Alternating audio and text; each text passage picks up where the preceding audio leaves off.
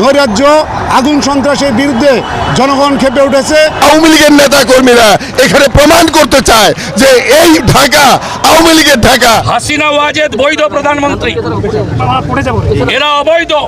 হাসিনা ওয়াজেদ প্রধানমন্ত্রী হিসেবেই ঢাকাতে শাহজালাল এয়ারপোর্টে নামবেন।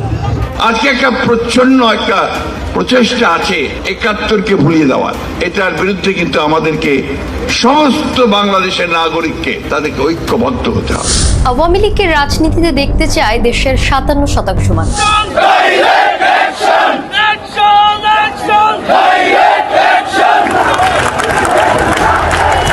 ভয়ঙ্কর নয়, নিজেদের অস্তিত্ব রক্ষায় মরণ কামড় দিয়ে রাজপথে নেমেছে মুজিব সৈনিকেরা।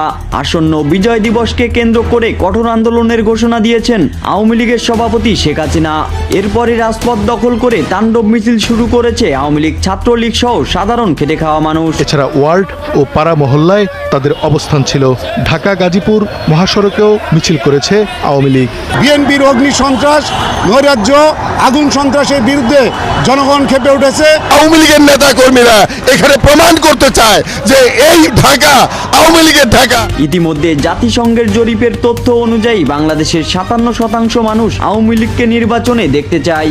এশিয়া মহাদেশের বেশিরভাগই দেশগুলো জানিয়েছে নিরপেক্ষ নির্বাচন করতে হলে সব দলের অংশগ্রহণ বাধ্যতামূলক। বেঁচে যখন আছি বাংলাদেশে তো ফিরবো অবশ্যই, এবং সেদিন বেশি দূরে না।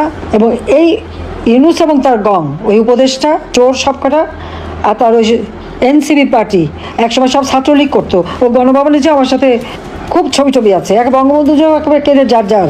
তারপরেই ওই ইউনূসের টাকা আর শিবিরের টাকাকে উল্টে গেল সব। আর বিএনপি জামাত শিবির যখন সব জায়গা দখলে ব্যস্ত, প্রত্যেকটা ইউনিভার্সিটি শিক্ষা প্রতিষ্ঠান সব জায়গায় তাদের লোক বসাতে ব্যস্ত, আর বিএনপির লোকেরা তখন লুটপাটে ব্যস্ত।